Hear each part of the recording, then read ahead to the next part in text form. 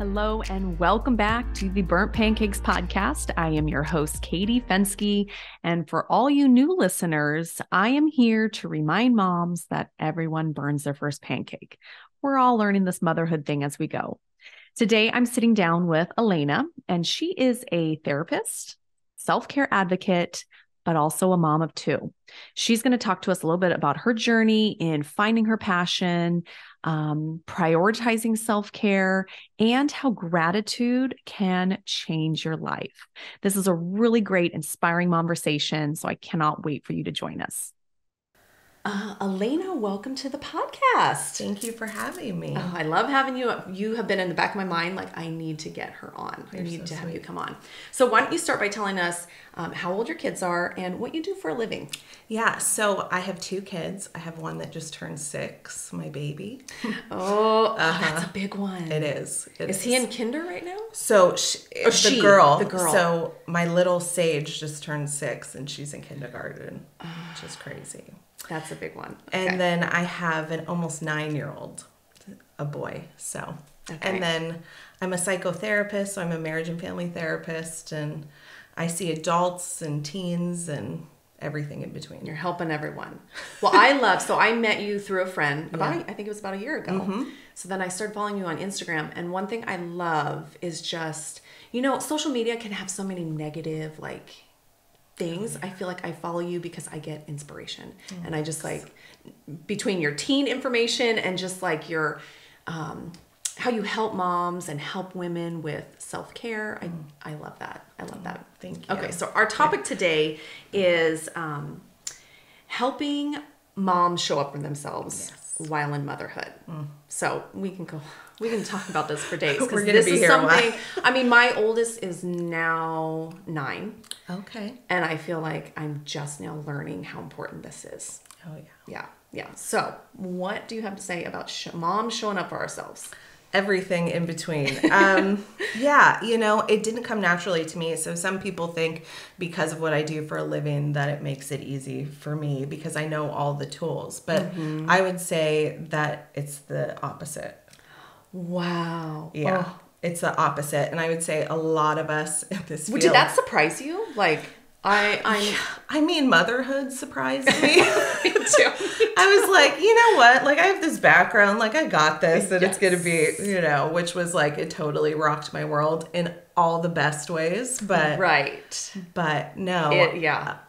I thought I would walk into it and just all that stuff would come naturally. This baby. It come naturally. Yes. It rocked my world. It did not come naturally. No.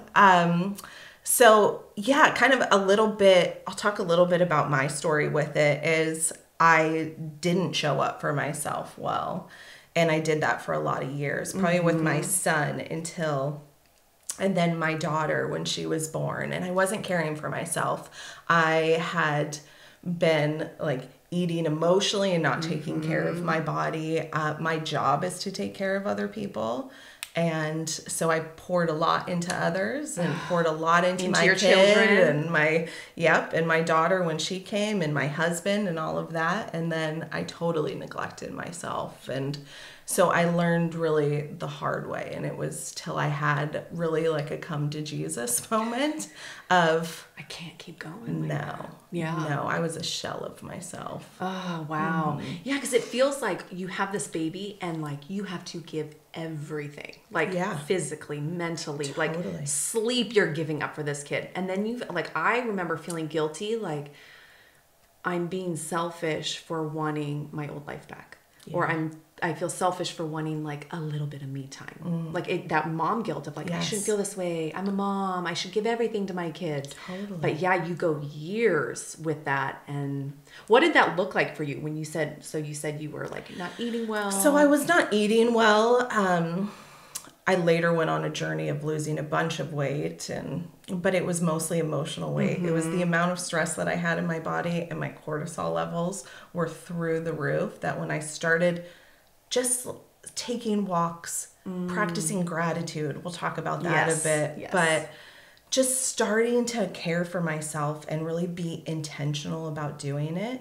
And the weight actually kind of started pouring off because I wasn't holding so much. I was literally holding all of it. Wow.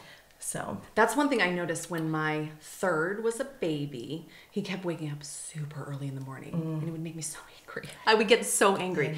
But I started deciding like, okay, he's up. We're going to get out of the house. And I would just like put some headphones on, listen to a podcast, and something about just going for a walk. Yeah. Like I just felt better when I got home. It was like, okay, at least I got some fresh air. So that was like me time, but not really. And then you feel like that's my me time. I know. That's what I get. Sometimes, hey.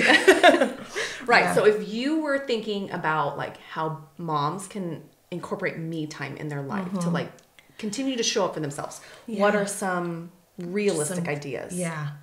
You know, I always tell moms, and I'm really passionate about this, it doesn't have to take 2 hours. It doesn't have to take 1 hour. Spa day. Sounds fabulous. I mean, but I don't get that often.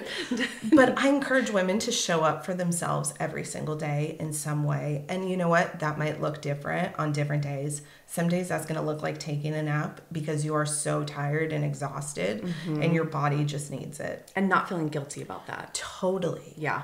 Asking for help. I think a huge way you can show up for yourself as a mom is asking other people to help you. Yeah, that took me. Terrible. I was terrible at that. So bad. Still trying to figure that out, but I'm better now. I'm better now. I like know that asking for help is not weakness. It's not like I don't have to do it all. Yeah. It's like I could, but I would lose myself in all of that. Yeah, I did. Yeah. What are some things that you could ask for help with? Because it's hard to like come up. People say, "Oh, I'm here to help you. I'm here to help," and you're like, "Thank you," but I don't know what to ask for help with. I say ask for help for really anything. I think that I knew I could do a lot. Like I'm a very independent person, and so I like doing things on my own. Like I could get it done. Oh, totally. Like totally. I know how to put them to bed. Sure. Let me. I can do all. Yeah. Yes. I can do all the things, and I can just very depleted. So it's like asking for help if you need some time away. I just need to go for a walk and get out of here. Or I need help just like resting, or I need help in any way. I notice myself when I'm not asking for help. That's when we build resentments. That's when I have built resentments of why isn't my husband helping me? Right. But they don't know. Especially with your husband. Yeah. Yes. They don't know. No. And if you don't actually say it, they're not going to know to offer. It turns out they're terrible mind readers. And why are we expecting them to read our minds? I mean, last night I asked my husband, the boys weren't in bed yet. And I was like, can I go take a shower? Like, why should I have to wait until, and he was like, yeah, I got it. Yeah. And I'm like, why do I always wait till they're in bed? Like, I can do this right now. Yeah. Totally. And I get the fact too that not everybody has that, and not everybody has the spouse to ask for help. But then you have to be even more intentional about asking your community about, it really does take a village. Yeah. Ask your community. Take some time for yourself. It's okay to put on like Bluey in the other room. Yes. and take some time for yourself, whether that be like journal or just meditate or pray or whatever you do to just center and ground yourself. Because the more that you're able to pour into yourself that way, the more you're going to be able to pour out. So this is you saying right now, it is okay to put on the TV for a little bit so you can have some me time. I felt so guilty every time I pushed play. I'm like, I shouldn't be doing this. It's rotting his brain. He's going to be hyperactive. He's crazy anyways. I think he was going to naturally be that way. But not feeling guilty for just taking a few minutes. Like for me now, I love candles. So if I can just like be in a little room by myself for a candle, a couple minutes, it's like I come back refreshed. Because I'm a much better mom when I can like focus on myself for just a little bit. I think we all are. I think we're better people when we show up for ourselves, when we take the time, when we plug into ourselves, when we drain ourselves completely of everything that we have for other people. We are only giving little pieces of ourselves to them. Mm-hmm. We think that we're giving them all of this, but if we're not feeding ourselves and we're not pouring back in, then they're not getting the best us that they can. You know? Do you have a lot of moms come in? Do you work I with a lot of do, moms? yeah. I love working with moms. Yes. Because I could see a lot, like, I'm kind of coming out of the fog. You know, my youngest is 3. So we're like, oh my gosh, we're starting to breathe. And I look at these moms of like little babies and I'm like, you're gonna get there. Just like, want to hug them. I do. I'm like, I'm so glad I'm finally like coming up for air, and you just want to like, yes, nurture them. I wish somebody would have told me back then the things that I know now. Of course, yes. Of course, with me, I tend to have to learn things the hard way. I know. But to have, I mean, shouldn't that be something that's like scream from the rooftops? Right. Now, whenever there's a baby shower or something, mine is all geared towards, you know, what's your wish for the mom? I'm like, here is my advice. Oh, I and love something that. to intentionally care for themselves, like a journal or something like that. Like, this is going to be not your that little lifeline. one. Here's a little cute onesie. No, this You're is how gonna get you're a going to million. take care of yourself. Totally. And not sleep when the baby sleeps. Because that was the advice that I kept getting. And I'm like, yeah, well, the baby's not sleeping, so no, I'm not sleeping. So nobody's sleeping. No one's sleeping. This is awful. Oh. Yeah.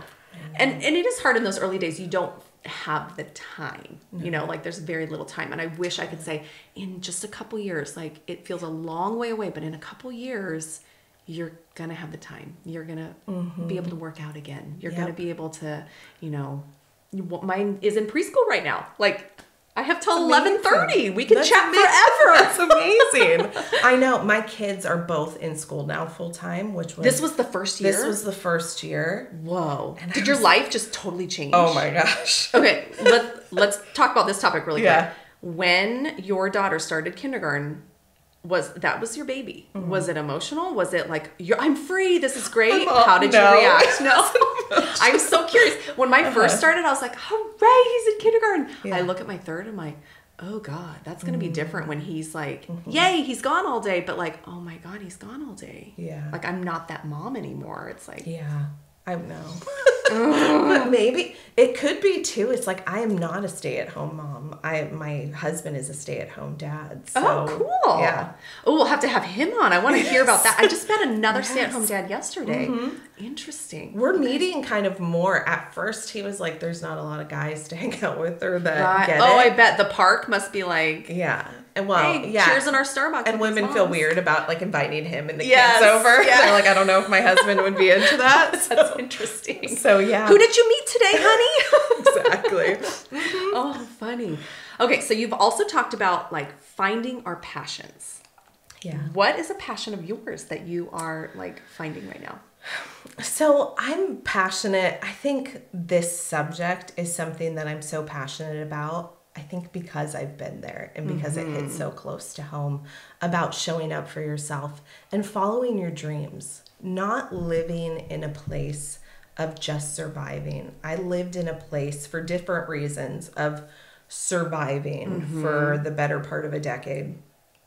And which I think is so common. I think it's very common. Yeah. Oh my gosh. I would say at my 30s, I was surviving. Yeah. And I don't even think you realize it when you're in it. No. But for me, and I know the experience is different for different people, but living in that place and just feeling like the stuckness of day in and day out and not quite seeing my way out of it. And part of that is not showing up for myself, not caring for myself. But it's interesting, when I started to do that, then I could see more of what I was inspired by. Yes. And what was around me. And that's, I mean, it's led me to open my own practice. Wow. It's led me, I created this website. And here's the thing, I'm not even fully sure of what it's going to turn into, but I had this want to empower and encourage and inspire other women and to show up for their dreams. You can be a stay-at-home mom. You can be a working mom. You can be a whatever kind of mom. But to have a piece for yourself whether that be just something that you love to do as a hobby or this big goal and dream you have for a career or whatever that is. And it doesn't matter if it's small, if it's little. No. Like I felt that where I was like, I just have this like inner feeling like I have to help moms. Yeah. And it turned into this wonderful podcast. I love it. But it was just this like, I can't ignore it. There was something more that I had to follow, my passion, right? But it is also like, I love reading books. And I want to find time to do that. So it's not like that's this big dream, this big career that I want to do. No. It was just like, this is something I love doing. And in the midst of this crazy motherhood, I'm going to find time. I'm going to get to it. So you've also picked up a new hobby. Yes. Tell us about your hobby that you picked up. So I do adult ballet classes, which I didn't even know was I didn't know that. Yeah. Where do you go through like the city or is it a dance studio? So my neighbor, I saw a picture she posted of her on point shoes. And I was like, what the heck? And I will have to say, like, I danced as a kid for like 6 years when I was tiny. But I always, like, I stopped right before I went on point shoes. And my whole adult life, I've been like, oh, I just love to do that. Or I'm so sad I never got to. So I'm not on point shoes yet. You will get there. But and dancing, it does not come back. It's not like riding a bike. No, it is not. I moved very different than I used to. Well, having kids, different. Yes, our bodies are not the same. It's okay. Yeah, exactly. But you love it. I love it. Oh, and my dance instructor is awesome. She's like 30 something and she is just like so encouraging. She just does adult ballet classes, which is just, it's been really wonderful to like rediscover your inner child. That. Yes. Just to be free. And that's something, I love that it's something that it doesn't involve the kids. Nope. It's for you. Yes. Yeah. Because I've started noticing like just doing like women's circles and just finding things that I do without anyone else. Even just working out in the garage in the mornings, I'm like, this is my time. No one is bugging me. Well, when they come in there, I'm like, this is my time. Get out of here. But it's like, I don't have to be mom in those moments. Totally. I can be me again. Yes. Because I forgot who I was. I know. It's so important. And I think, too, we don't think about the other side of it, but our kids are watching us so closely, whether we have boys or girls or whatever. Them seeing us care for ourselves goes so far. Like your boys watching you care for yourself, they're going to notice how important it is for them, how important it is for their future partners to care for themselves and to really honor that. Yes. Or even being able to ask my husband for help and him doing it. Totally. Hopefully they're seeing that. And having boys, my first thought was, I need to raise gentlemen who are going to be good for this world. So having them see a happy mother showing up. Yeah. That's right. Yeah. Okay. So another thing that you started that I absolutely love is your gratitude practice and your challenge. So I've in the last couple years really started getting into gratitude journal writing, which was something I'd never done before. I'm like, what do you write? Like you have a journal. What do you write about? Yeah. So I've kind of started learning about it, exploring that. So we're on day 10 of your challenge, I think. Isn't it 10? 11? 11. Every day I'm like, I have to look back and think. So tell us about how gratitude can change your mindset, how it can inspire your life, and what your challenge is. Yeah. So gratitude is something that having an intentional gratitude practice is something I found at the beginning of my journey of showing up. It started there. Oh, interesting. Yeah. That sparked it. It sparked it. So Brene Brown, she is the most amazing woman that talks about vulnerability and all kinds of cool stuff, but she talks a lot about gratitude and what having an intentional gratitude practice is. So she is a researcher at heart. She's done a lot of research, and the research says that it's not the people that experience the most joy that have the most gratitude in their life. It's the people that have an intentional gratitude practice that experience the most joy. Interesting. And so I thought I'd try it out because what did I have to lose? Right. So it doesn't cost anything. No. If it doesn't work, you're still in the same place you're already at. Right. So why not try it? What could it hurt to be grateful about things, right? Right. And so I started looking around, and I love the idea of doing 5 things that you're grateful for within the last 24 hours. It gets us a little bit away from like, I'm grateful for the roof over my head and the food I have to eat, which I'm profoundly grateful for, but to look at the small things in life. You know, like I'm thankful for this cup of coffee this morning, or I'm thankful, you know, like sometimes that's what we can muster up. But so I did this practice and then it really changed my life. So it became a huge part of the joy that I started experiencing, which I think helped me to care for myself better and to see things differently, to start asking for help, to start seeing being a mom in a different way, because I think it can feel so depleting. You sometimes just get swamped. Like, Totally. and it's like, I tell myself some days when I'm just like at my wit's ends with my kids, I'm like, just try and snap out of it. Like, remember that these are little kids. Like, this is not the end of the world, you know. It's the carpet, you can clean it, those kind of things. Like, but it, like, I started this gratitude practice and I just feel like now it's easier to find things to be grateful for. It is. Like, that have always been there. But then I'm like, oh yeah, that's there too. And that's there. And like, and it kind of changes your attitude, like, towards your husband too. Like, look at how wonderful he is. And like the things he's doing. Yeah. Like each little person, you're like, I think one day I wrote down, I'm so thankful for Jet's little snuggles, like my middle. It was like, there's just something about him saying, can I cuddle with you? He probably wanted to stay up later. And so he was saying that. But I was like, I will take this cuddle. And that was so, like, that just filled my cup. Yeah. Yeah. I did a gratitude challenge a couple years ago, and it was, I mean, selfishly maybe, but it was just like so heartwarming, and it just was so amazing to see people's responses to it. And I loved it so much to hear how it was changing them too. So I'm doing another one right now. And it's just the rules of it is just what I said. It's like write down 5 things. Which is totally easy. Like there was one I did that was like every night 10 things. And I'm like, I'm so tired at night. So the fact that it was like 5 really quick. I just sit down in the morning. It takes me a couple minutes. Like the boys are fine for a couple minutes. I can just get it done. And like it starts your day with like, okay, like I'm so happy the sun is shining today. Like it's spring. It's wonderful. Like it just puts me in a different mood. It totally does. That's why I love and I encourage people to do it in the morning, because I feel like it just starts your day out in a right frame of mind. Yeah. And you also posted too a few months ago not to check your phone for the first, I think you said 30 minutes. Yeah. And so I was like, I need to not do that. Because the minute I would get up, I would grab my phone and then see what emails do I have. And it's just like, it just kind of like, just doesn't set you up right. So I was like, I'm going to not even look at my phone until I make sure I do my gratitude and like get the boys under. And that has helped a lot. It totally does. I mean, they say that the first 20 minutes, first 20, 30 minutes are so important, like how we are waking up from our different sleep cycles.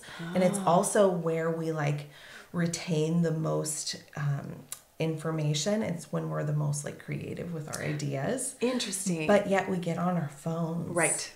And we just plug into that. Yeah. I wonder if when I would go for walks, that's when like all of these like pings, I would just get all these like downloads. Yeah. It's probably because it's right. It was bright and early, like 5:30 in the morning, going for these walks. But it was like, my brain was like, oh yeah, I've got all these ideas. Yeah.